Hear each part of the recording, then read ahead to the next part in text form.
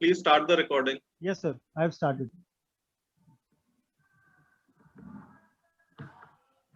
A very good morning to all in yet another very interesting session under the banner Understanding Economy Lecture Series, which is being organized by the Department of Economics in John's College, Agra. It is in association with Dr. B.R. Ambedkar University Economic Welfare Association, and today we are in the fifth week of the series. The topic for today is Indian tax system and overview. आज का ये जो topic है ये personally मेरे लिए भी बहुत महत्वपूर्ण है, क्योंकि 7 वर्ष पहले आज ही के दिन मैंने सेंट जॉन्स कॉलेज के डिपार्टमेंट ऑफ इकोनॉमिक्स में अपना कार्यभार ग्रहण किया था। और जैसा कि हम सब जानते हैं कि जहां इनकम है वहां टैक्स है, और आज के दिन हमारे लिए समय होगा जब हम विभिन्न प्रकार के टैक्स के बारे में सुनेंगे, जिनमें प्रमुख तौर पे डायरेक्ट टैक्स और इनडायरेक्ट टैक्स के बारे में व्याख्यान होंगे। Now, without taking much time, I would like to invite our first resource person, Dr. Dimple Viz, who is working as an associate professor in the Department of Economics, MMH College, Ghaziabad. Ma'am, we are glad to have you in our midst, and thank you for accepting our invitation. It's a great opportunity for our students to hear from you on this very important topic. Over to you, ma'am. Thank you, Dr. Neeraj, and I would first congratulate you to take this initiative of having the guest lectures to all our students. Even my students are today are joining with you, because generally I give lectures to my students in the online classroom and offline classroom. लेकिन एक diverse किस्म के बच्चों से interact करने का मौका देना, एंड ये इनिशिएटिव जो आपने स्टार्ट किया है, I first congratulate you, St. John's College, and also Dr. Prashant, who has taken this initiative, and Dr. Neeraj. लगातार आप लोग जिस तरीके से efforts कर रहे हैं, and it's very happy moment for all of us also, because हम बाकी सारे students से भी इस तरह मिल पाते हैं. तो sir, I'm sharing my screen. Please tell me if I please enable my screen. Yes, ma'am. Now you can share, ma'am. Okay. क्या लगा दिया क्या से भाई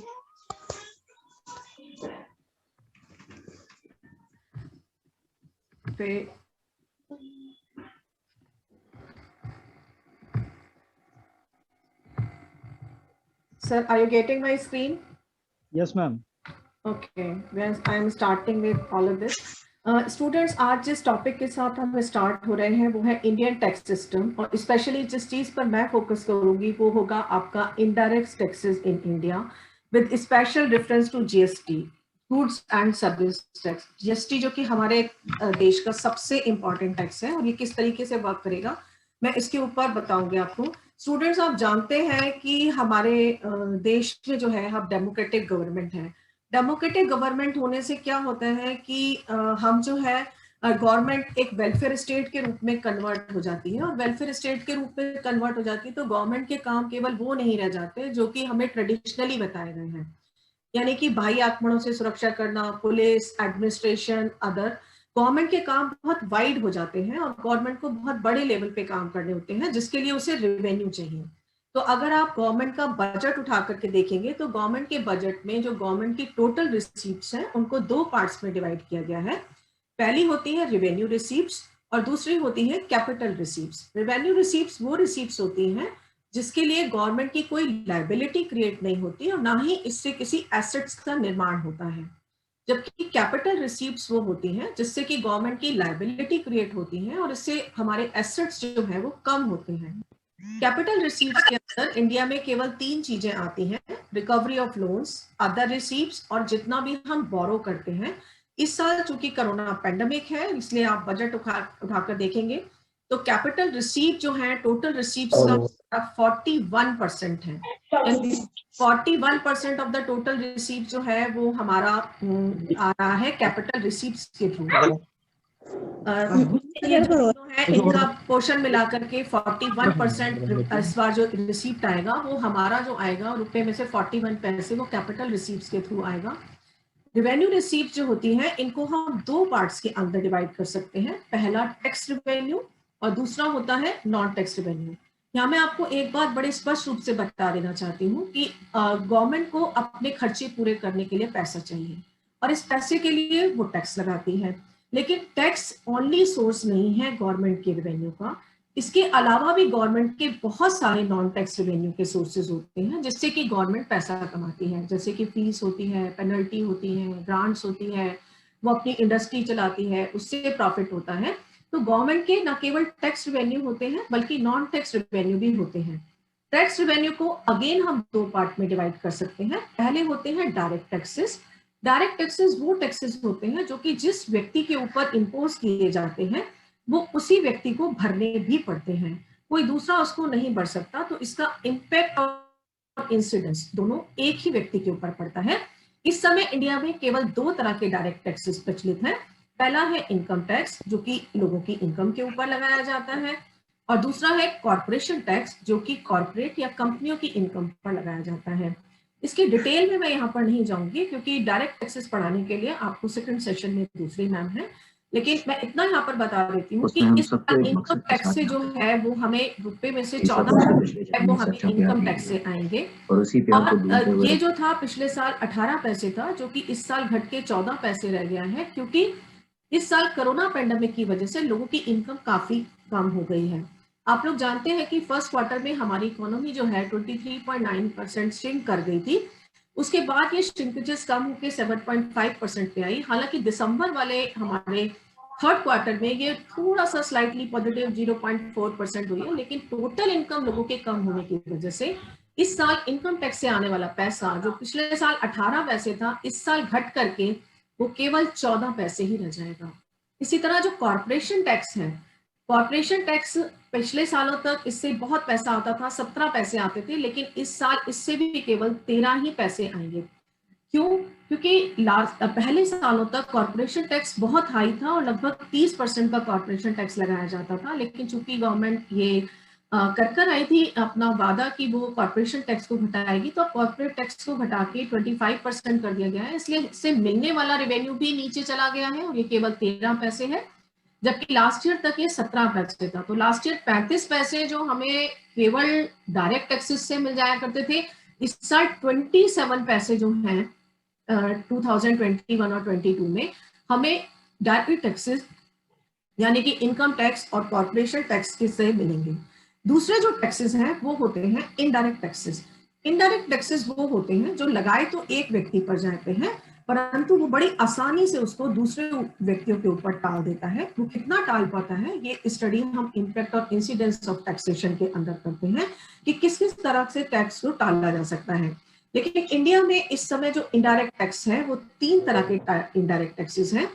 पहला है आपका कस्टम्स, दूसरा है आपका यूनियन एक्साइज ड्यूटी, और तीसरा है आपका जीएसटी या goods and services tax.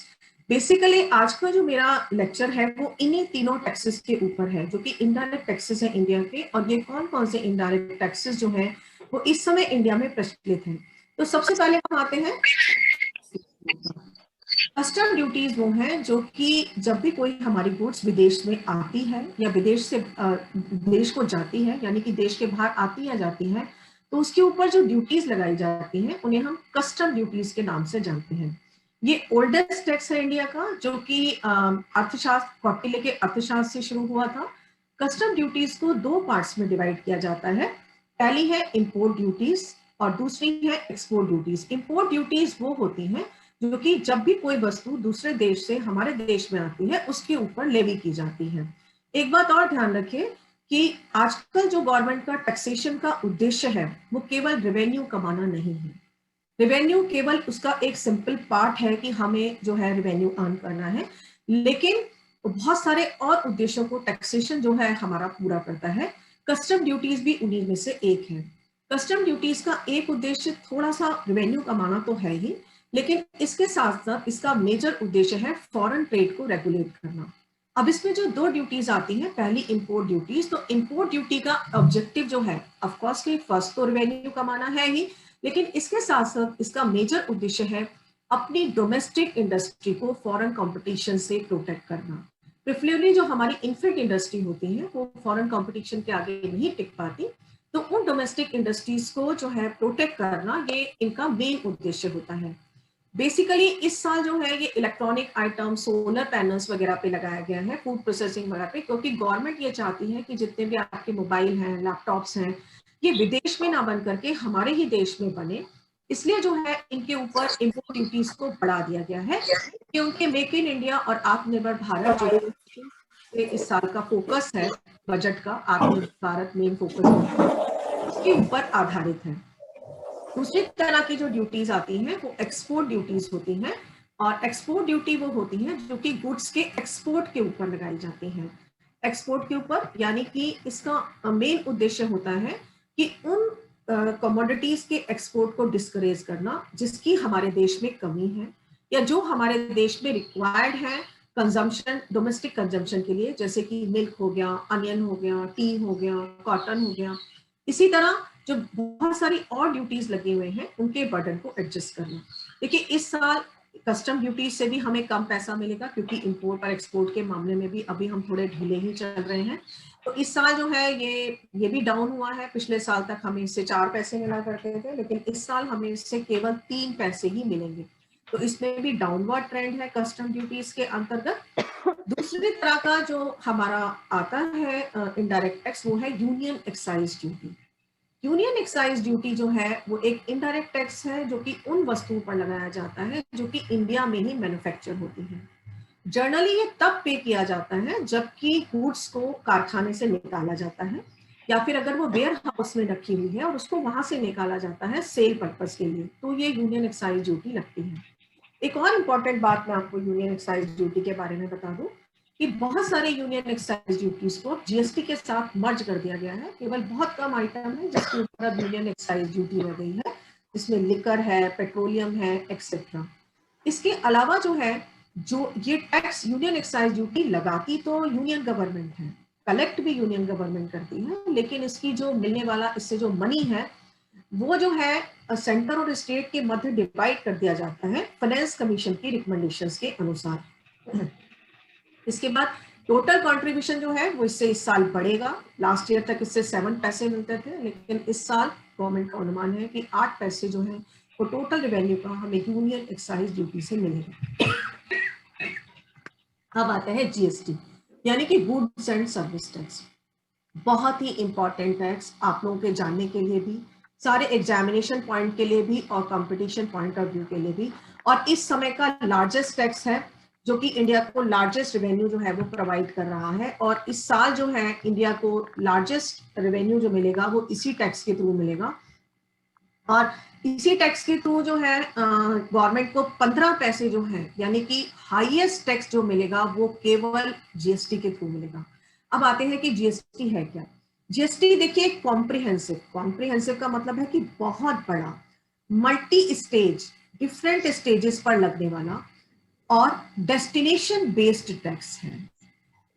Indirect tax है जो कि लेवी किया जाता है मैन्युफैक्चरिंग पे, सेल पे, कंजम्पशंस पे, गुड्स के through out India. Multi stage का मतलब है कि जितनी भी स्टेजेस होती हैं, हमने रॉ मटेरियल खरीदा, मैन्युफैक्चरिंग की, होलसेलर को सेल हुआ या फिर रिटेलर को सेल हुआ, या फिर जो है हमारा ये रिटेलर को सेल होने के बाद फाइनल सेल कंज्यूमर को हुआ। तो ये जितनी भी स्टेजेस हैं इन सब स्टेजेस के ऊपर जो है वो ये टैक्स लगाया जाता है, इसलिए इसे हम कहते हैं कि ये एक मल्टी स्टेज टैक्स है। दूसरी बात, ये डेस्टिनेशन बेस्ड टैक्स कहा जाता है, क्योंकि डेस्टिनेशन बेस्ड इसलिए है क्योंकि जैसे ही ये किसी भी स्टेज पर कंजम्पशन हो जाएगा गुड का, तो वहां पर ये टैक्स जो है अपने आप ऑटोमेटिकली खत्म हो जाएगा। तो यहाँ पे भी इसका ये होता है कि ये इसीलिए डेस्टिनेशन बेस्ड टैक्स कहा जाता है। इसी तरह जो है ये वैल्यू एडिड टैक्स है। हर लेवल पे, जो मैंने आपको स्टेजेस दिखाई है, हर लेवल पे जो आदमी जितनी वैल्यू ऐड करेगा प्रोडक्ट में, जैसे कि रॉ मटेरियल, अगर आपने आटा खरीदा, आटे से ब्रेड बनाई, तो जितनी वैल्यू ऐड कर रहा है मैन्युफैक्चरर केवल उतनी ही उसको जो है वो जीएसटी देना है। और ये गुड्स एंड सर्विसेज पे लगेगा, और गुड्स एंड सर्विस पे लगेगा जो कि डोमेस्टिक कंजम्पशन के लिए यूज की जाती है। और जीएसटी जो है कंज्यूमर्स के द्वारा पेड किया जाता है, यानी कि हम और आप इसको पे करते हैं। हालांकि लगाया तो ये सेलर पर जाता है या बिजनेसेस पर जाता है, लेकिन वो क्या करते हैं कि इसे आसानी से कंज्यूमर के ऊपर डाल देते हैं और हमसे कलेक्ट करके इसे गवर्नमेंट को जमा कर देते हैं। इसी तरह ये जो टैक्स है ये बेस्ड है बेनिफिट थ्योरी ऑफ टैक्सेशन के ऊपर। मैं इनकम टैक्स और आपके कॉर्पोरेशन टैक्स यानी कि डायरेक्ट टैक्सेस जो होते हैं वो एबिलिटी टू पे के ऊपर बेस्ड होते हैं, लेकिन ये वाला टैक्स आपका बेनिफिट थ्योरी पर बेस्ड है, जिसके दो आइडियाज है कि बेनिफिशियरी पे करता है यानी कि जिसको फायदा होगा वही पे करता है और प्रोपोर्शनेट अमाउंट में ये पे करता है। इंडिया में जीएसटी की हिस्ट्री इतनी आसान नहीं है। इंडिया में जीएसटी को लाने में लगभग 17 साल का समय लगा और इसकी जर्नी शुरू होती है सन 2000 से। जीएसटी का आइडिया हमें सबसे पहले जो है वो अटल बिहारी वाजपेयी जी ने दिया था 2000 में, और उन्होंने इसके रिगार्डिंग असीम दास गुप्ता जी जो थे उस समय वेस्ट बंगाल के फाइनेंस मिनिस्टर थे, उनके अंडर में एक कमेटी गठित की थी कि वो एक जीएसटी मॉडल को डिजाइन करें।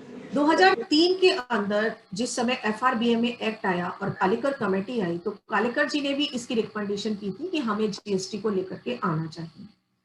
2006 में फाइनेंस मिनिस्टर ने ये प्रपोज किया था कि हम जो है 1 अप्रैल 2010 से जीएसटी को लागू कर देंगे।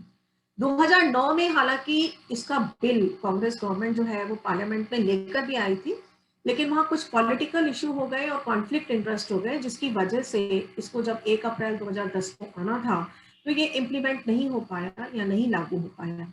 2011 में फिर ये अमेंडमेंट करके लाया गया, लेकिन फिर से वापस ये जो है पार्लियामेंट की स्टैंडिंग कमेटी के पास चला गया। 2014 में पार्लियामेंट की स्टैंडिंग कमेटी की रिपोर्ट आई और फिर ये बिल री इंट्रोड्यूस किया गया फाइनेंस मिनिस्टर के थ्रू 2000 लोकसभा के अंदर। फाइनली 2016 में ये लोकसभा ने पास किया और 1 जुलाई 2017 को रात्रि के समय मिडनाइट में पूरे देश में लागू किया गया 122 कॉन्स्टिट्यूशनल अमेंडमेंट के थ्रू। तो इस तरह से पूरे 17 साल लगे जीएसटी को हमारे देश में लाने में। अब बात आती है कि हमें जीएसटी की जरूरत ही क्यों पड़ी और इतना मेहनत हमने क्यों की कि हम जीएसटी को लाना क्यों चाहते थे। इसकी सबसे बड़ी वजह थी मल्टीपल टैक्स सिस्टम। जीएसटी के आने से पहले हमारे देश में बहुत तरीके के टैक्स लगे हुए थे।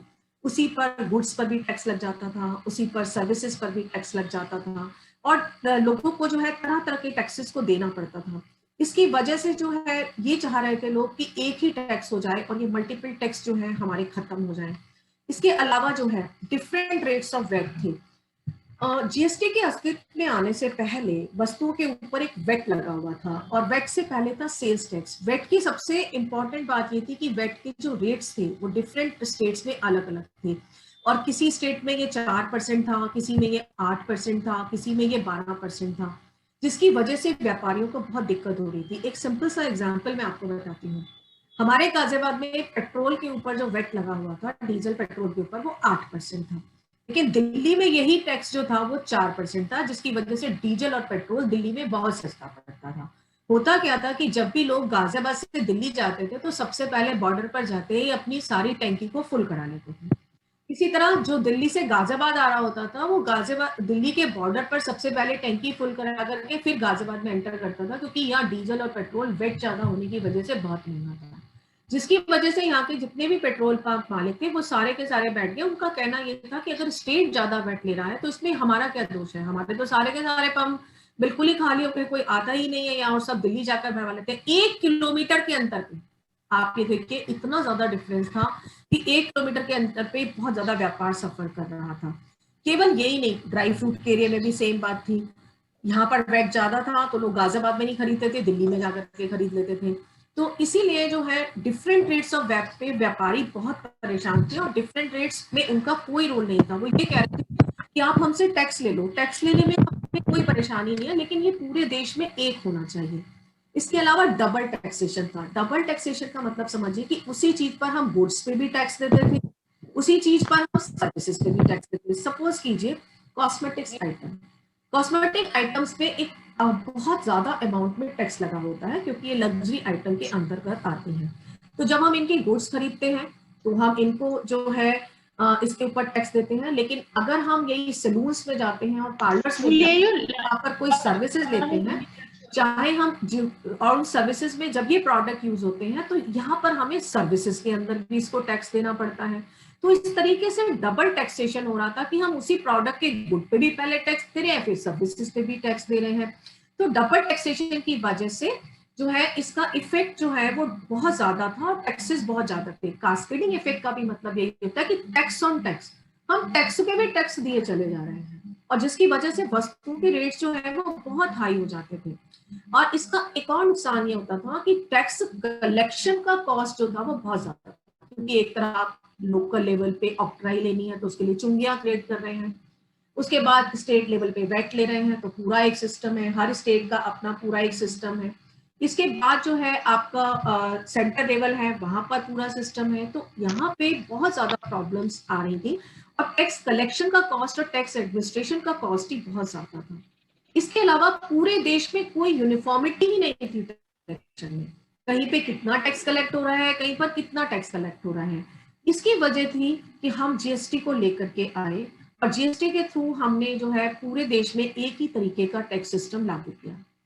अब आता है कि जीएसटी के फीचर्स क्या हैं और जीएसटी में क्या क्या की फीचर्स है। तो सबसे पहला फीचर तो इसका ये है कि ये वन नेशन वन मार्केट और वन टैक्स के ऊपर आधारित है, यानी कि आज पूरा देश एक नेशन एक ही मार्केट है और एक ही टैक्स है। तो अगर किसी वस्तु पर 5% जीएसटी लगा है तो पूरे देश में 5% ही होगा, अगर 12% है तो 12% ही होगा, 18% है तो पूरे देश में आप कहीं भी चले जाओ 18% होगा, और 28% है तो पूरे देश में कहीं भी जाओगे 28% होगा। तो वन मार्केट वन टैक्स और वन नेशन के नोशन पर बेस्ड है। दूसरी बात, जीएसटी जो है वो हमारे देश में जो जीएसटी का स्ट्रक्चर अपनाया गया है वो ड्यूल जीएसटी है। ड्यूल जीएसटी का मतलब होता है जिसमें कि स्टेट और सेंटर दोनों ही जीएसटी लगाते हैं, और हालांकि वर्ल्ड के 165 देश जीएसटी को अप्लाई कर चुके हैं, लेकिन कुछ ही ऐसे देश हैं जहां पर कि ड्यूल जीएसटी को अपनाया गया है। तो हमारे देश में ब्राजील और कनाडा की तरह ड्यूल जीएसटी सिस्टम को अपनाया गया है, जिसमें कि एक होता है सीजीएसटी, सीजीएसटी का मतलब है central goods and service tax, और एसजीएसटी का मतलब होता है state goods and service tax. देखिए इसका क्या मतलब हुआ, इसको आप बड़ा ध्यान से समझिए। अगर मैं एक मैन्युफैक्चरर हूँ गाजियाबाद में, और अगर मेरा सामान जो है वो यूपी के अंदर ही सेल होता है, तो मेरे ऊपर जो जीएसटी लगेगा वो लगेगा सेंट्रल सीजीएसटी और एसजीएसटी। सीजीएसटी का मतलब है कि सेंट्रल गवर्नमेंट को भी और एसजीएसटी को भी। अगर आप कभी मॉल गए होंगे या आप किसी खाने पीने के रेस्टोरेंट पे गए होंगे बीकानेर वगैरह पे, तो वहां आपने बिल देखा होगा, अगर 18% जीएसटी लगता है तो 9% जीएसटी वो सेंट्रल गवर्नमेंट का होता है और 9% एसजीएसटी वो जो होता है वो स्टेट गवर्नमेंट का होता है। ये बिल में पूरी तरह डिफाइंड होता है। तो अगर मेरी वस्तु जो है केवल एक स्टेट के अंदर जा रही है या मेरी ही स्टेट के अंदर जा रही है, तो मुझ पर जो टैक्स अप्लाई होगा वो सीजीएसटी और एसजीएसटी होगा। आईजीएसटी क्या होता है?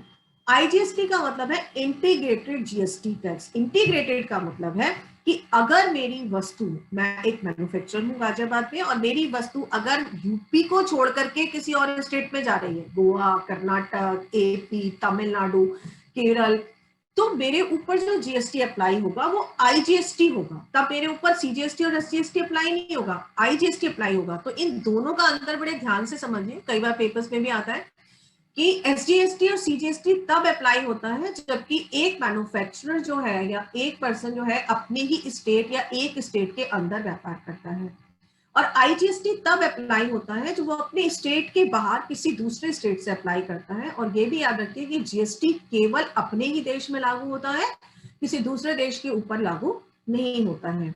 दूसरा मेन फीचर जो है कि जीएसटी ने 17 तरह के टैक्सेस को अपने अंदर समाहित कर लिया है, और 17 टैक्सेस को समाहित करने के बाद जो है ये एक टैक्स बना है। सेंट्रल लेवल पे इसने जिन टैक्सेस को समाहित किया है उसमें आते हैं central excise duty, service tax. Service tax के बारे में एक इंपॉर्टेंट बात मैं आपको बता दूं कि सर्विस टैक्स हमारे देश में जो है 1994 में स्टार्ट हुआ, और सबसे पहले ये कुछ सर्विसेज के साथ स्टार्ट हुआ। इनिशियली इसमें अमाउंट भी बहुत कम था, लेकिन धीरे धीरे हम हर साल सर्विसेज का बेस बढ़ाते चले गए और इसके साथ साथ सर्विस टैक्स का अमाउंट भी बढ़ाते चले गए।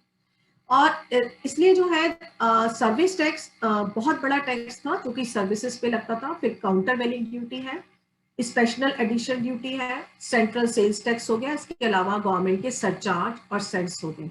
ये सारे के सारे जीएसटी में अब सबस्यूम कर लिए गए हैं।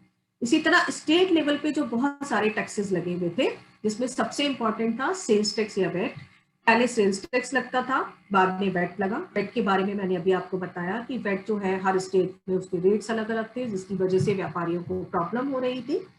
इसके अलावा परचेज टैक्स लगता था, एंटरटेनमेंट टैक्स लगता था, लग्जरी टैक्स लगता था, tax on lottery and befitting लगता था। तो ये सारे के सारे टैक्स यहाँ पर थे। एंट्री टैक्स बहुत इंपॉर्टेंट, ऑक्ट्राई को हम चुंगी कहते हैं। तो जब भी किसी राज्य की सीमा या किसी तहसील और डिस्ट्रिक्ट की सीमा में भी अगर कोई गुड एंटर करती थी तो वहां पे ऑक्ट्राई या चुंगी लगा दी जाती थी। इसके अलावा बहुत सारे सरचार्ज और सेस लगे हुए थे। ये देखिए 13 टैक्स तो मैंने आपको यहाँ दिए हैं, टोटल 17 टैक्स हैं जो कि जीएसटी आने के बाद अब खत्म हो गए हैं और ये सिंगल टैक्स में कन्वर्ट कर दिए गए हैं या इसमें सब्स्यूम लिए गए हैं। इसके बाद आता है आपका कि रेट ऑफ जीएसटी। जीएसटी का रेट क्या है? ये जीएसटी का जो रेट है वो आपके जीएसटी इंडिया में कई तरह के रेट्स पर अप्लाई होता है, जिसमें सबसे पहला आता है आपका 0%। बहुत सारी गुड्स ऐसी हैं इंडिया में जिसपे कि जीएसटी जो है वो बिल्कुल निल है, बिल्कुल 0% है। और ये वो गुड्स हैं जो कि आपकी 183 आइटम जो है वो इन गुड्स के अंदर आते हैं, जिसमें कि जीएसटी जो है वो हमारा निल है। इसमें फूड आइटम्स आते हैं, फार्म प्रोड्यूस आते हैं, हमारे फार्म प्रोड्यूस आते हैं, फूड आइटम्स आते हैं, ये सारे के सारे जो है हमारे जीएसटी के अंदर आते हैं। दूसरी तरह के आइटम वो है 308 आइटम है जिन पर कि 5% का जीएसटी जो है वो अप्लाई किया गया है। इसके बाद जो है 178 आइटम हमारे ऐसे हैं जो कि 12% के जीएसटी के अंदर आते हैं। ठीक इसी तरह जो है हमारे 517 आइटम ऐसे हैं जिसमें कि 18% का जीएसटी लगा हुआ है और इसमें आती है mainly capital goods, soaps, toothpaste, cement. इसी तरह 28 आइटम ऐसे हैं जिन पर 28% का जीएसटी फाइनली आते हैं आपके luxury items, cars, air conditioners etcetera. एक और इम्पॉर्टेंट बात मैं आपको यहाँ बता दूं, इसके अलावा 5 तो यही है, कुछ आइटम ऐसे हैं जिनके ऊपर 28% का टैक्स है प्लस सेस लगा हुआ है, और ये वो आइटम है जो कि लग्जूरियस आइटम है या डिमेरिट गुड्स हैं। देखिए डिमेरिट गुड्स वो गुड्स होती हैं जो कि जिनके यूज को गवर्नमेंट जो है हतोत्साहित करना चाहती है या डिस्करेज करना चाहती है और चाहती है कि लोग इसका इस्तेमाल कम से कम करें या ना करें। तो डिमेरिट गुड्स को डिस्करेज करने के लिए भी गवर्नमेंट ने 28% प्लस सेस को लगाया हुआ है, और ये टोबैको और एडल्ट्रेटेड ड्रिंक वगैरह है। इसके अलावा गोल्ड के ऊपर 3% का जीएसटी लगा हुआ है। इसके अलावा जो है प्रीशियस और सेमी प्रीशियस स्टोन्स के ऊपर एक स्पेशल 0.25% का टैक्स लगा हुआ है। इसी तरह हमारे जो है कुछ आइटम ऐसे हैं जो जीएसटी के बाहर हैं, और इनमें आते हैं आपके पेट्रोलियम प्रोडक्ट्स, नेचुरल गैस और एटीएफ। एटीएफ कहते हैं aviation turbine fuel.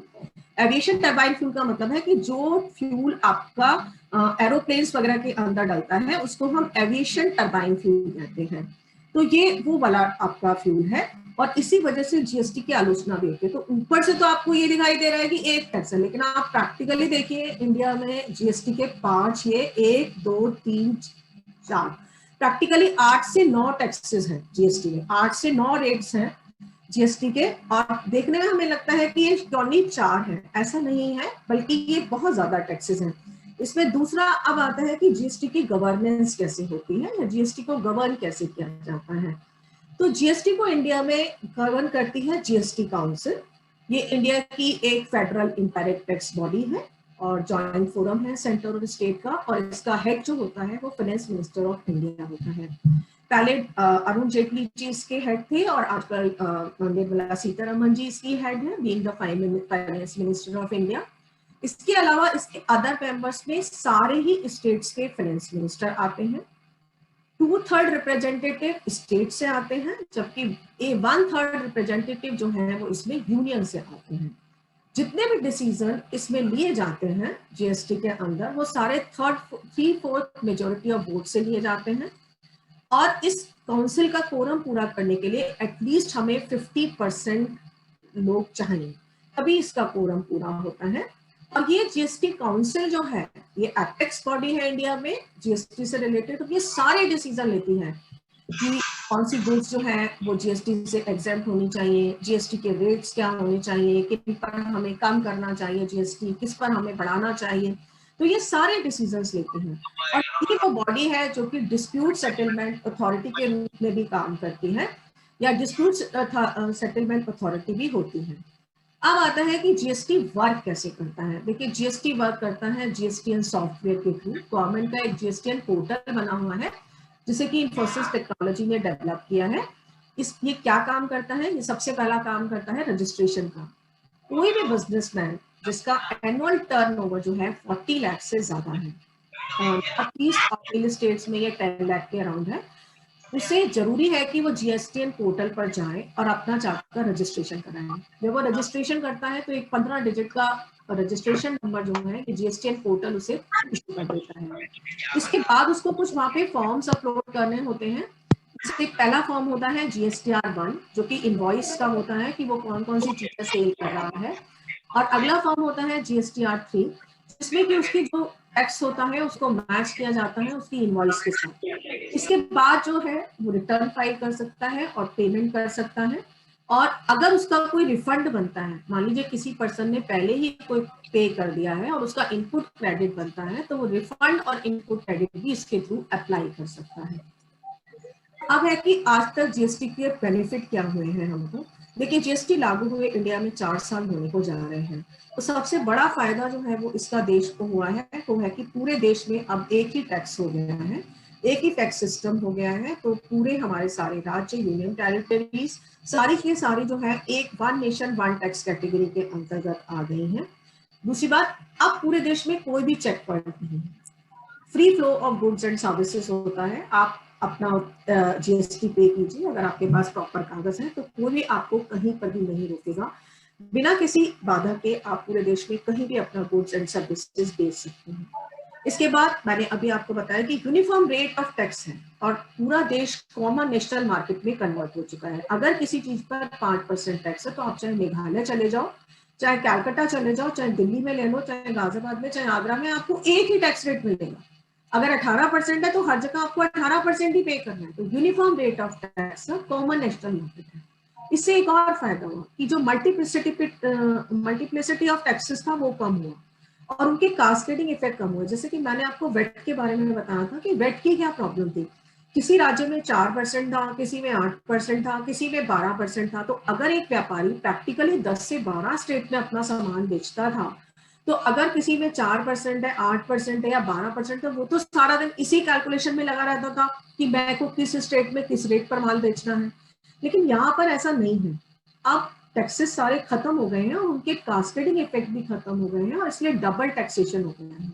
Double taxation खत्म हो गया, इसका ओवरऑल रिजल्ट ये हुआ कि जो प्राइसेस हैं कंज्यूमर्स के लिए उसमें वो कम हो गए हैं चीजों के, कईयों के। इसी तरह जो टैक्स इकट्ठा करने की कॉम्प्लायंस है गवर्नमेंट की, कि टैक्स को उसने इकट्ठा करना है और किस तरीके से करना है, वो भी इंक्रीज हो गई है। और उसकी गवर्नमेंट की जो एफिशिएंसी है टैक्स कलेक्शन की, वो भी बहुत इंक्रीज हो चुकी है। इसके बाद हमारी फॉर्मल इकोनॉमी जिसको गवर्नमेंट बढ़ाना चाहती थी, वो भी धीरे धीरे एक्सपैंड कर रही है। और ये बात हमें पता चलती है जीडीपी टू टैक्स रेशियो से। मैंने अभी आपको बताया कि इस साल सबसे ज्यादा टैक्स अगर आएगा तो वो जीएसटी से आएगा और वो है 15%। तो हमारा जीडीपी रेशियो जो है इंक्रीज कर गया है, टैक्स टू जीडीपी रेशियो भी इंक्रीज कर रहा है। देखिए, ये है जीएसटी पिछले 4 सालों का ग्राफ मैंने आपके सामने बनाया है। ये एक्चुअल है। शुरू में आपको अप्रैल, मई, जून, जुलाई में 3 फिगर दिखेंगे क्योंकि हमारा जो जीएसटी था वो 1 जुलाई 2017 से लागू हुआ। तो पहली बार जो जीएसटी कलेक्शन हुआ वो हमारा अगस्त में आया है और ये 93,590 करोड़ था। हालांकि गवर्नमेंट का लक्ष्य था कि वो महीने में कम से कम 1 लाख करोड़ रुपए का जीएसटी जरूर इकट्ठा करेगी, लेकिन आप देखिए कि ये लगभग हुआ नहीं, बस कुछ टाइम पे हुआ। लेकिन लास्ट ईयर तो पैंडेमिक आ गई, इसलिए और ज्यादा प्रॉब्लम्स हो गई और जीएसटी कलेक्शन बहुत कम हो गया। देखिए, अप्रैल में तो बिल्कुल ही पैंडेमिक की वजह से बहुत कम हुआ है, फिर मई में कम हुआ है, फिर जून में जीएसटी हमारा बढ़ना शुरू हुआ है सितंबर से। सितंबर में ये 95,480 करोड़ था लास्ट ईयर। अक्टूबर में 1 लाख करोड़ को क्रॉस कर गया, 1,05,000 करोड़ हो गया। नवंबर में 1,04,000, दिसंबर में 1,15,000, जनवरी में 1,19,000। तो ये देखिए धीरे धीरे इंक्रीज कर रहा है लगातार। और इंक्रीमेंट एक चीज और भी शो करता है कि इकोनॉमी धीरे धीरे इंप्रूव कर रही है और इकोनॉमी धीरे धीरे रिकवरी की ओर जा रही है। एक चीज और ध्यान रखिए कि जिस मंथ में ये 1,05,000 करोड़ है और 1,04,000 करोड़ पे है, इसका रीजन है कि अक्टूबर में 31 दिन होते हैं और नवंबर में 30 दिन होते हैं। दिसंबर में अगेन कलेक्शन ज्यादा है क्योंकि 31 दिन होते हैं। जनवरी में अगेन कलेक्शन ज्यादा है क्योंकि 31 दिन होते हैं। फरवरी में अगेन क्योंकि 28 ही दिन होते हैं। तो ये घट करके 1,13,000 करोड़ रुपए हो गया। लेकिन अभी आप मार्च में देखिएगा ये काफी ज्यादा आएगा और गवर्नमेंट इस बार अनुमान लगा रही है कि ये लगभग 1,30,000 करोड़ के करीब आएगा, क्योंकि एक तो 28 फरवरी से हमें 3 दिन ज्यादा मिलेंगे, दूसरा इस बार क्लोजिंग भी है, तीसरा गवर्नमेंट ने जनवरी से कुछ ज्यादा सख्ती कर रखी है टैक्स एवेजन के ऊपर और गवर्नमेंट काफी जीएसटी की चोरी पकड़ने के ऊपर ध्यान दे रही है। इसलिए गवर्नमेंट को ये उम्मीद है कि इस बार जो मार्च में हमारा जीएसटी आएगा वो लगभग 1,30,000 करोड़ रुपए के बराबर आएगा। लेकिन आप देखिए पिछले 5 महीनों से ये 1,00,000 करोड़ रुपए के ऊपर है, यानी कि गवर्नमेंट जिस टारगेट को अचीव करना चाहती थी उस टारगेट की तरफ अब हम धीरे धीरे बढ़ रहे हैं और ये इकोनॉमी में हमारी रिकवरी को भी शो कर रहा है। तो ये पूरा 4 सालों का ग्राफ है, ये एक्चुअल फिगर मैंने आपको पिछले 4 सालों की दी हुई है कि किस किस तरह से हमारा जीएसटी जो है कलेक्ट हुआ। अब आता है कि जीएसटी के साथ प्रॉब्लम्स क्या है, क्योंकि 4 साल हो गए जीएसटी को आए, लगभग 4 साल, लेकिन आज भी जीएसटी हमारे व्यापारी आज भी इसके साथ नहीं कर रहे और इसके बहुत सारे रीजन हैं। इसका पहले रीजन है कि जीएसटी के जो स्लैब है वो इंडिया में हाईएस्ट है। जब हमने 160 देशों की स्टडी की थी तो हमने ये पाया कि मैक्सिमम कंट्री के अंदर जीएसटी के 1 या 2 ही स्लैब हैं, लेकिन अभी मैंने आपको दिखाया 8 से 9 स्लैब। बहुत सारी चीजें एग्जेम्प्टेड है, बहुत सारी पर 0% है, बहुत पर 0.25 है, किसी पर 3% है, किसी पर 5% है, फिर 12 है, 18 है, 28 है, 28 प्लस सेस है।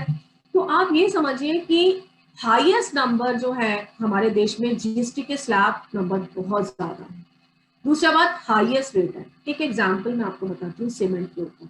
अभी पिछले दिनों हमारे यहाँ पर मेरठ का एक व्यापारी पकड़ा गया सीमेंट की चोरी के लिए और उसने जीएसटी के सारे फर्जी बिल बनाए थे। पता ये चला कि जो है उसकी सीमेंट की कोई फर्म ही नहीं थी और वो सीमेंट के बिल काट रहा था फर्जी जीएसटी के।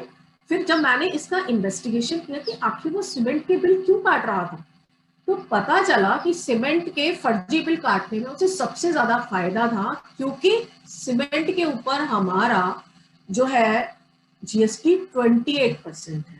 अब आप ये बताइए, मैंने कई लोगों से बात करी, हमने बिल्डर्स से बात करी, हमने सीमेंट विक्रेताओं से बात की, उन्होंने ये बोला मैम आप ये बताओ कि गवर्नमेंट ने सीमेंट के ऊपर 28% टैक्स लगा रखा है, 28% जीएसटी लगा रखा है। एक आदमी जो अपना घर बनाता है आजकल वो बिना सीमेंट के बन ही नहीं सकता। सीमेंट जरूरी है और एक घर में मिनिमम 500 से 1000 बोरी सीमेंट लग जाता है, तो ऐसे में इतना बड़ा अमाउंट उसे जीएसटी का देना पड़ेगा। और फिर पिछले साल जो सीमेंट की कीमत 360 रुपए थी वो इस साल बढ़ के 430 रुपए हो चुकी है। 430 रुपए का आप 28% जीएसटी निकालिए, कितना बैठता है एक बोरी का। तो नेचुरली कोई भी पर्सन जो है जीएसटी देना नहीं चाहता। और बिल्डर्स का तो साथ में कहना था कि मैम अगर हम 28% जीएसटी देंगे तो आप ये बताइए हम बचाएंगे क्यों, फिर तो हमारा सारा कॉस्टिंग इसी में लग जाएगा। एक तरफ आप चाहते हैं लो कॉस्ट हाउस आपको मिले, दूसरी तरफ आप सीमेंट के ऊपर 28% टैक्स लगा रहे हो, तो हाउ इज इट पॉसिबल कि ये कैसे हो पाएगा। दूसरी बात, जो जीएसटी का आईटी स्ट्रक्चर है वो बहुत कॉम्प्लेक्स है, इतना कॉम्प्लेक्स कि वो आम व्यापारी की समझ से बाहर है। आप जानते हैं कि हमारे देश का बिजनेसमैन आज भी कंप्यूटर सेवी नहीं है, कंप्यूटर फ्रेंडली नहीं है। जीएसटी का पूरा स्ट्रक्चर जो है कंप्यूटर पर बेस्ड है, वो कैसे करेगा, कैसे भरेगा। नेचुरली उसे जाना पड़ता है सीए की शरण में या किसी कंप्यूटर वाले की शरण में, और जब वो इसके पास जाता है तो ये अच्छे खासे चार्जेस उससे लेता है, क्योंकि जीएसटी का जो स्ट्रक्चर है वो बहुत कॉम्प्लेक्स है। अगली प्रॉब्लम आती है जीएसटीएन पोर्टल के। आपको मालूम है कि हर बार 20 तारीख तक हमें जीएसटी को भरना 20 तारीख के बाद कंपलसरी होता है, और 20 तारीख के बाद 25 तारीख तक वो डेट्स होती हैं जबकि इतना ज्यादा रश इस जीएसटीएन पोर्टल पर होता है। 130 करोड़ लोग हैं हम, इतने सारे व्यापारी हैं, इतनी तरह के टैक्सेस हैं कि पोर्टल कोलैप्स कर जाता है और कई बार हैंग कर जाता है। व्यापारी चाहे भी तो वो नहीं भर पाता जीएसटी, कई बार उसकी फैमिली एंगेजमेंट होती है और मान लीजिए 1-2 दिन भी अगर वो हैंग कर गया पोर्टल तो वो इसे भरने में असमर्थ हो जाता है। इसके अलावा इस जीएसटी आने के बाद सबसे बड़ा प्रॉब्लम फर्म्स के साथ ये हुआ है कि उनका टैक्स भरने का जो एडमिनिस्ट्रेटिव कॉस्ट था वो बहुत ज्यादा हो गया। जब आप मॉल्स की बात करते हैं, बड़े बड़े रिटेल स्टोर की बात करते हैं, बड़े बड़े शोरूम्स की बात करते हैं, तो उनके लिए सारा कुछ कंप्यूटराइज करना और जीएसटी भरना बहुत आसान है। वो सीए की सर्विसेज भी आसानी से ले सकते हैं, लेकिन एक छोटे दुकानदार के बारे में सोचिए, जो आपके सिंपल शॉपकीपर हैं और व्यापार करते हैं, आपके कॉलेज के बाहर ही रहते हैं या सिंपल मार्केट में हैं, वो इस बर्डन को कैसे सहन करेंगे? ना तो वो सीए हायर कर सकते हैं, ना उन्हें खुद कंप्यूटर्स आता है। जीएसटी का पोर्टल, जीएसटी इतना डिफिकल्ट है कि वो इसे खुद नहीं भर सकते। नेचुरली वो सीए के पास भागते हैं। सीए 1500 रुपए से कम महीने का नहीं होता। 1500 रुपए महीने का मतलब हो गया, अगर वो 1000 रुपए भी ले ले तो भी 12 से 18,000 का केवल उनके ऊपर टैक्स भरने का खर्चा है। टैक्स जो देना है तो अलग देना है, टैक्स भरना है उसके लिए उन्हें इतना पैसा देना पड़ता है। इसीलिए मैं बार बार कह रही हूँ कि नॉट बिजनेसमैन फ्रेंडली नहीं है। और इसका सबसे बड़ा एग्जाम्पल आपको मिलेगा कि अभी 26 फरवरी को जब हमारे बिजनेसमैन हड़ताल कर रहे थे जीएसटी के लिए, क्यों कर रहे थे? उनका ये कहना था कि गवर्नमेंट ने एक नया रूल लेकर के आए हैं कि अगर जीएसटी में मान लीजिए किसी का पता मैच नहीं कर रहा है, इनवॉइस मैच नहीं कर रही है या कोई और प्रॉब्लम हो गई, तो वो डायरेक्ट उनका जीएसटी रजिस्ट्रेशन कैंसिल कर देते हैं और कैंसिल करने के बाद उनके ऊपर अच्छी खासी पेनल्टी लगती है। कई बार ऐसा हो जाता है कि हमने घर चेंज कर लिया, खासतौर से अगर हम किराए के मकान में हैं, हमने घर चेंज कर लिया और इन बिटवीन हम जीएसटी के पोर्टल के ऊपर या दुकान चेंज कर ली, किराए की दुकान थी, हमें खाली करनी पड़ गई, बदलनी पड़ गई और हम जीएसटी के पोर्टल पर उसे अपडेट नहीं कर पाए या कोई प्रॉब्लम हो गई, तो गवर्नमेंट ने ये कहते हुए कि हम सब कुछ फर्जीवाड़ा कर रहे हैं, हमारा रजिस्ट्रेशन ही कैंसिल कर दिया। अब दोबारा से रजिस्ट्रेशन कराइए, पहले उनकी पेनल्टी भरिए। तो बिजनेसमैन तो सारे टाइम इसी में उलझा रहता है कि अब जीएसटी भरना है, जीएसटी भरना है, 25 तारीख आ गई, भरो भरो भरो, पता चला पोर्टल में चल रहा है, चल रहा है, वो तो 5 दिन सीए के ही चक्कर काट रहा है कि भाई मुझे जीएसटी भरना है। तो नेचुरली वो कैसे जीएसटी भरेगा? उसको इतना डिफिकल्ट लगता है क्योंकि खुद वो भर नहीं सकता। दूसरी बात, आपके जो ऑफिशियल्स बैठे हैं जीएसटी ऑफिस में, वो भी उनकी कोई मदद नहीं करते। वो कह देते हैं सर हमें कुछ नहीं पता, जितना आपको पता उतना हमें। इसके बाद एक्सपोर्टर्स जो हैं उनको क्या प्रॉब्लम हो रही है? उनको टाइम से अपना रिफंड नहीं मिल रहा। आपको मालूम है कि एक्सपोर्ट में हमें बहुत सारा मनी चाहिए क्योंकि ऑर्डर हमें टाइम से पूरे करने होते हैं। अगर हमने एक ऑर्डर डिस्पैच कर दिया और दूसरा ऑर्डर रनिंग में है, लेकिन गवर्नमेंट हमारा रिफंड हमें प्रोवाइड नहीं कर रही है ऑर्डर डिस्पैच होने के बाद, अगर उसमें 3 महीने का भी वो डिले कर देती है, नेचुरली अगले कंसाइनमेंट के लिए पैसा हम कहाँ से लाएंगे? और ये प्रॉब्लम हमारे एक्सपोर्टर्स को हो रही है कि उनको रिफंड ही नहीं मिल रहा है। जब उनको रिफंड नहीं मिल रहा है तो नेचुरली है कि वो बहुत परेशान है, उनके अगले कंसाइनमेंट पूछ जाते हैं। देखिए, जीएसटी लाया तो गया था टैक्स चोरी से बचाने के लिए, लेकिन हो इसका उल्टा रहा है, टैक्स चोरी बढ़ गई है। मैंने अभी अभी आपको सीमेंट का एग्जाम्पल दिया कि लोग टैक्स चोरी किसी तरह करते हैं। केवल सीमेंट के केस में ही नहीं, बहुत सारी चीज पर जिस पर 18% जीएसटी है या 28% जीएसटी है, मैक्सिमम फर्जी बिलिंग हो गई है। ई-वे बिल में इतना घपला हो रहा है क्योंकि गवर्नमेंट ने छूट दे रखी है कि 50,000 से नीचे अगर आपका है, आपको ई-वे बिल की जरूरत नहीं है। लोग क्या करते हैं, जानबूझकर अपना बिल 48,000 या 49,000 का बनाते और टैक्स इवेजन कर लेते हैं, टैक्स को इवेट कर लेते हैं। तो इसलिए जो है ई-वे बिल के साथ भी जो आपकी प्रॉब्लम है कि ई-वे बिल में आपने छूट दे दी कि 50,000 से नीचे होगा तो आपको जरूरत नहीं है, तो नेचुरली लोग जान के बिजनेसमैन इनवॉइसिंग नीचे रखता है और उसे 48-49,000 पर रखता है ताकि उसे टैक्स ना देना पड़े। आप सभी जानते हैं कि टैक्स कोई भी देना नहीं चाहता और हर आदमी ये चाहता है कि अगर उसे टैक्स से बचने का मौका मिल जाए तो वो किसी भी तरह टैक्स ना दे। तो इसलिए जो है वो तरह तरह से तरीके निकालते हैं। इसके अलावा बहुत सारे स्टेट ऐसे हैं जिन्होंने कि लोकल टैक्स फिर से लगा दिए हैं क्योंकि क्लैरिटी ही नहीं है हमारे जीएसटी के ऊपर कि आप कोई लोकल टैक्स इसके ऊपर नहीं लगा सकते। तो तमिलनाडु ऐसे स्टेट हैं जिन्होंने इसके ऊपर बहुत सारे अगेन लोकल टैक्सेस लगा दिए, वहां पर भी आपको। इसी तरह बहुत सारे प्रोडक्ट ऐसे हैं जो कि आपके जीएसटी के दायरे से बाहर है। जैसे आजकल सबसे ज्यादा हंगामा मचा हुआ है पेट्रोलियम प्रोडक्ट्स के ऊपर, पेट्रोल और डीजल, इनके रेट्स कई कई स्टेट में 100 रुपीज के आसपास पहुंचने को है। 80 से ऊपर तो लगभग सारे स्टेट्स में है, लेकिन ना तो स्टेट गवर्नमेंट अपना कम करने के लिए तैयार है टैक्स, ना ही सेंट्रल गवर्नमेंट। जब टैक्स कम करने की बात आती है, सेंटर स्टेट पे डाल देता है, स्टेट सेंटर पे डाल देता है और पिछड़ा है आम आदमी। उसे तेल के रेट इतने ज्यादा देने पड़ रहे हैं क्योंकि ड्यूल टैक्सेशन है, डबल टैक्सेशन है, सेंट्रल गवर्नमेंट अलग लगा रही है, स्टेट गवर्नमेंट अलग लगा रही है। तो एग्जाम्पशन होने की वजह से ये सारी प्रॉब्लम्स आ रही हैं और हर स्टेट में इसलिए तेल के रेट भी अलग अलग हैं। अगेन फिर वही प्रॉब्लम आ रही है जहां से जीएसटी शुरू हुआ था। अब आता है सजेशंस कि इस प्रॉब्लम को इम्प्रूव करने के लिए हमें क्या करना चाहिए। तो सबसे पहली बात तो यह है कि जीएसटी का जो फाइलिंग का प्रोसीजर है वो बहुत इजी होना चाहिए, इतना सिंपल कि उसमें फॉर्म्स जो हो वो कम से कम हो। ये ना हो कि हम GSTR 1 भरें, फिर 3 भरें, फिर हर महीने भरें या हर तिमाही भरें। जीएसटी का फॉर्म केवल एक 1 पेज का होना चाहिए, जैसे हम इनकम टैक्स का फॉर्म भरते हैं। और ये प्रोसीजर ऑफ फाइलिंग जो है वो बहुत इजी होनी चाहिए ताकि हर व्यापारी इसको समझ सके और खुद ही भर सके, उसे किसी दूसरे के पास इसको जाने की जरूरत ना हो। दूसरी बात, जीएसटी के जो स्लैब्स हैं वो घटा देने चाहिए। और जैसे हर देश में है, मैक्सिमम देशों में 1 या 2 स्लैब चलते हैं, तो उसी तरह हमारे देश में भी 1 और 2 स्लैब होने चाहिए। 4 साल हो गया अब इसे, हमें इसको रीस्ट्रक्चर करना चाहिए और रीस्ट्रक्चर करके 1 या 2 स्लैब रखने चाहिए। और टैक्स के रेट को भी आप रेशनलाइज कीजिए। अभी मैंने आपको सीमेंट का एग्जाम्पल दिया, लोग तो चोरी करेंगे। अगर आप 28% टैक्स लगा दोगे सीमेंट के ऊपर, जो बेसिक रिक्वायरमेंट है किसी भी घर को बनाने की, अगर एक आदमी का बजट जो है 10 या 15 लाख है घर बनाने का, वो घर कैसे बना पाएगा? एक तरफ आप ये चाहते हो कि सबको हाउस मिले रहने के लिए, दूसरी तरफ आप सीमेंट के ऊपर 28% टैक्स लगा देते हो। बिल्डर से भी ये चाहते हो कि वो 28% टैक्स दे, आम आदमी से भी चाहते हो 28% टैक्स सीमेंट पर दे। कैसे दे?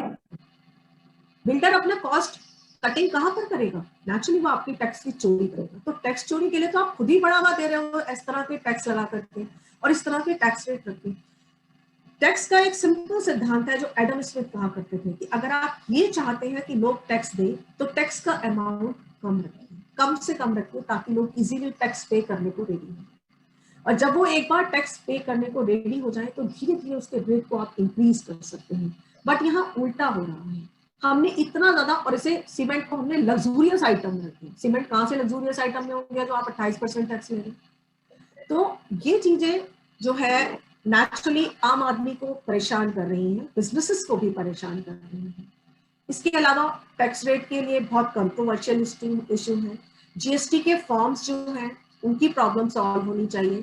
हर व्यापारी को ये पता होना चाहिए कि उसे कौन सा फॉर्म भरना है। अगर उसका टर्नओवर इतना है, 40 लाख है, तो वो कौन सा भरेगा, 75 लाख है तो कौन सा भरेगा, कंपोजिशन स्कीम वो कब अडॉप्ट करेगा। आप इसका प्रचार कीजिए, बताइए, छोटी छोटी वीडियोस भेजिए लोगों को, डिसैमिनेशन ऑफ नॉलेज कीजिए। ठीक उसी तरह जैसे आपने वायरस के टाइम लोगों को आपने सेंसिटाइज किया, लोगों को आपने बताया था, तो बिजनेसमैन को बताइए ताकि कंफ्यूज ना हो, ताकि उससे कोई चीज इतनी कॉम्प्लेक्स ना लगे और वो काम करने को तैयार हो जाए। इसीलिए मैं कह रही हूँ कि आईटी स्ट्रक्चर जो है जीएसटी का वो स्ट्रांग होना चाहिए, सिंपल होना चाहिए। जब भी वो जीएसटीएन पोर्टल पर जाए और भरे कि मेरी इनवॉइस चाइल्ड साथ है, तो उसको जो फॉर्म करना है वो ऑटोमेटिकली खुल जाना चाहिए। उसे किसी से पूछने की जरूरत ना पड़े कि अगर मेरा टर्नओवर इतना है तो मुझे कौन सा फॉर्म भरना है, और नेचुरली उसके हिसाब से वो इस फॉर्म को भरना शुरू कर दे। तो सिंपल कंप्यूटर भी जो आदमी जानता है, हमारे फॉर्म इतने सिंपल होने चाहिए कि वो अपना जीएसटी खुद ही भर सके। एक बार हम उसे ट्रेनिंग दे दें और उसे किसी दूसरे सीए के पास चक्कर लगाने की जरूरत ना हो। इसी तरह एक और अच्छा सुझाव ये है कि जीएसटी पोर्टल के ऊपर ऑटोमेटिक टैक्स कैलकुलेटर होना चाहिए। ठीक उसी तरह जैसे हमारा इनकम टैक्स कैलकुलेटर होता है, वहां पर आप एक ऑटोमेटिक टैक्स कैलकुलेटर लगा दीजिए। अगर कोई पर्सन अपनी इनवॉइस डालता है 40 lakh, 50 lakh, 60 lakh, automatic tax calculator से उसे पता चल जाए कि उसे कितना टैक्स पे करना है। अभी तक जितने भी टैक्स कैलकुलेटर आ रहे हैं वो प्राइवेट कंपनीज के आ रहे हैं, जिसका कि लोग ट्रस्ट नहीं कर पाते। इसलिए गवर्नमेंट को अपना automatic tax calculator GSTN portal पर अपलोड करना चाहिए, जिससे कि व्यापारियों को दिक्कत ना हो, वो जाकर उसमें अपना डालें और ऑटोमेटिक उनका टैक्स कैलकुलेट हो जाए, और टैक्स कैलकुलेट होकर जितना आ जाए वो उसे पे कर देंगे।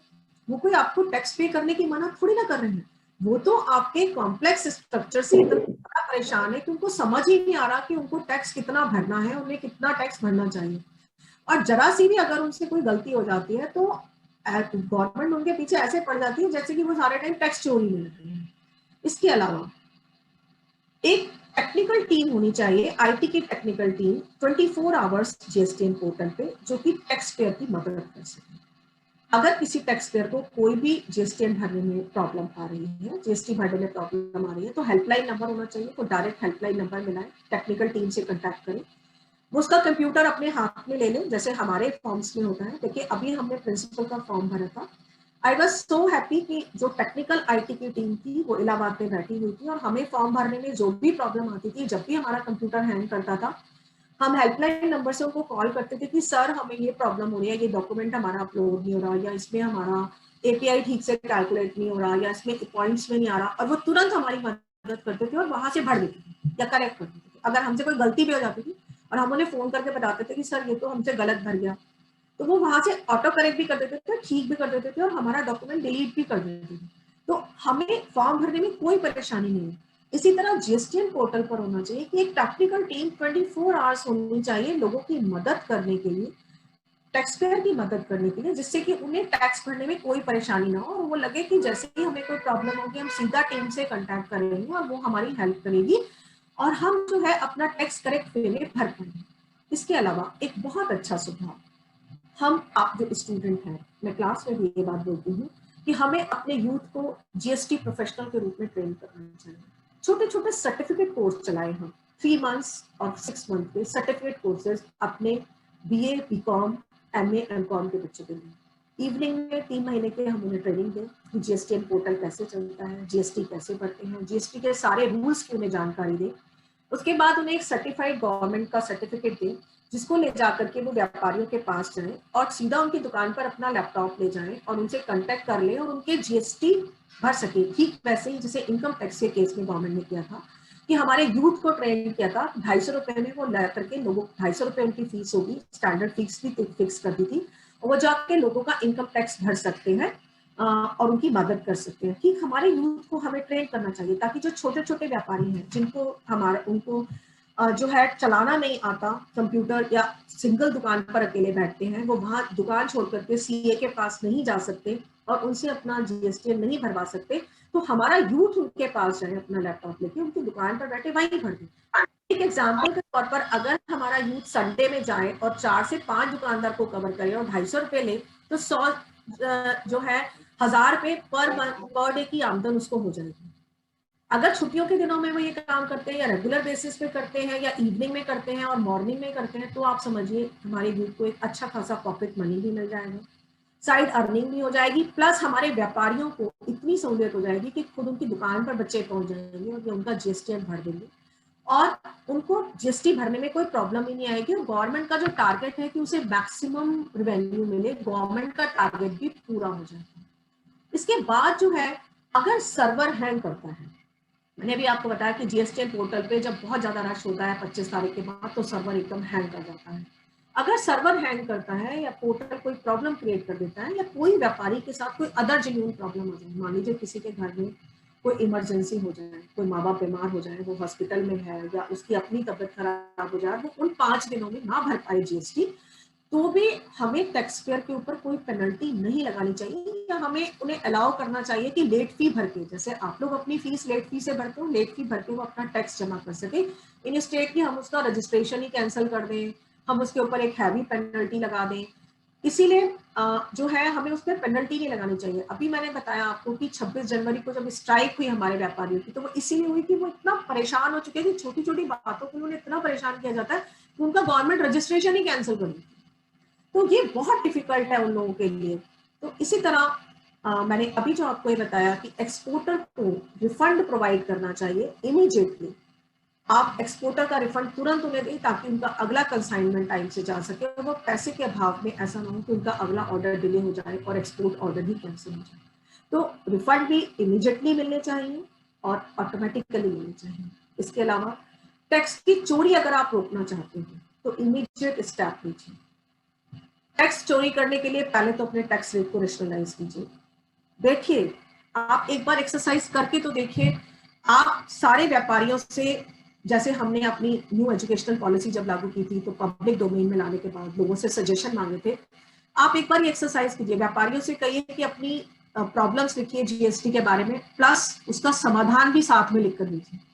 जीएसटी काउंसिल बैठ जाए, उनको देखें कि जो व्यापारी बिल्कुल सही सजेशंस दे रहे हैं और जो व्यापारी प्रैक्टिकल सजेशंस दे रहे हैं उनको अप्लाई किया जाए। जिससे कि एक तो टैक्स इवेजन रुक सके, दूसरा व्यापारी को जो बर्डन फील हो रहा है जीएसटी पे करने में वो ठीक हो सके, और वो टैक्स पेयर, वो व्यापारी जो आपका टैक्स बड़ी अच्छी तरह पे कर रहे हैं, उनको हमें रिवॉर्ड देना चाहिए। जब हम उन्हें रिवॉर्ड देंगे तो दूसरे लोग भी एनकरेज होंगे और वो भी जीएसटी को ऑनेस्टली पे करेंगे। आजकल पेनल्टी उतना काम नहीं करती जितना रिवॉर्ड काम करता है, तो आप एनकरेज करने के लिए रिवॉर्ड दीजिए अच्छे टैक्स पेयर को, जिससे बाकी लोग भी जीएसटी भरने के लिए इंड्यूस हों। इसके अलावा पेट्रोलियम प्रोडक्ट्स, आजकल तो इस पर हाहाकार मचा हुआ है, इसको जीएसटी के अंडर लाना चाहिए। सभी कह रहे हैं, सिद्धांततः सही है, जब प्रैक्टिकल पे बात आती है तो ना स्टेट अपना रेवेन्यू खोना चाहता है, ना ही गवर्नमेंट और सेंट्रल गवर्नमेंट, इसीलिए पेट्रोलियम प्रोडक्ट जीएसटी के अंदर ही नहीं आ पा रहे हैं, तो इनको लाना चाहिए जीएसटी के अंदर। इवन फाइनेंस मिनिस्टर भी हमारी मान रही है कि जीएसटी को लाना चाहिए, जीएसटी के अंडर में आने चाहिए पेट्रोलियम प्रोडक्ट। इसी तरह किसी भी स्टेट को कोई भी लोकल टैक्स या स्टेट टैक्स जीएसटी के ऊपर लेवल नहीं करना चाहिए इस नाम पर कि उसको रेवेन्यू का लॉस हो रहा है। ये बिल्कुल स्ट्रिक्ट होना चाहिए, बिल्कुल अलाउ नहीं करना चाहिए किसी स्टेट को कि वो टैक्स के ऊपर टैक्स लगा सके, फिर तो इसका पर्पज ही खत्म हो जाए। इसी तरह जो ई वे बिल की प्रॉब्लम्स है उसे हमें तुरंत सॉल्व करना चाहिए। जो पहली बात तो ई वे बिल सभी गुड्स के लिए जो है कंपलसरी होना चाहिए। ऐसा नहीं कि हम किन्हीं गुड्स पर दे रहे हैं, किन्हीं पर नहीं दे रहे हैं, कुछ को हमने छोड़ दिया, कुछ को हमने नहीं छोड़ा। लिमिट जो है उसको खत्म कर दीजिए, वरना अंडर इनवॉइसिंग की प्रॉब्लम आपको आती रहेगी और बिल हमेशा 50,000 से नीचे बनेंगे, ऊपर जाएंगे ही। इसी तरह कोई डिस्क्रिमिनेशन मत कीजिए कि गुड्स को हम मोटराइज व्हीकल से ट्रांसपोर्ट कर रहे हैं या नॉन मोटराइज व्हीकल से, क्योंकि अभी ई वे बिल में यह है कि अगर आप नॉन मोटराइज व्हीकल से ट्रांसपोर्ट करते हैं गुड्स को तो आपके ऊपर टैक्स नहीं लगता, और मोटराइज व्हीकल से करते हैं तो टैक्स लगता है। तो आप जान करके कह रहे हैं टैक्स इवेजन के रास्ते उन्हें बता रहे हैं, टैक्स इवेजन के रास्ते मत बताइए उनको, ये रास्ते बंद कर दीजिए। अगर आप चाहते हैं कि आपका जीएसटी सही ढंग से इम्प्लीमेंट हो, अगर आप चाहते हैं कि जीएसटी के थ्रू आपका टैक्स कलेक्शन बढ़े, आपका व्यापारी जो है वो कम से कम परेशान हो, वो खुशी खुशी आपको टैक्सेशन दे, तो ये सारे मेजर्स आपको अपनाने ही होंगे।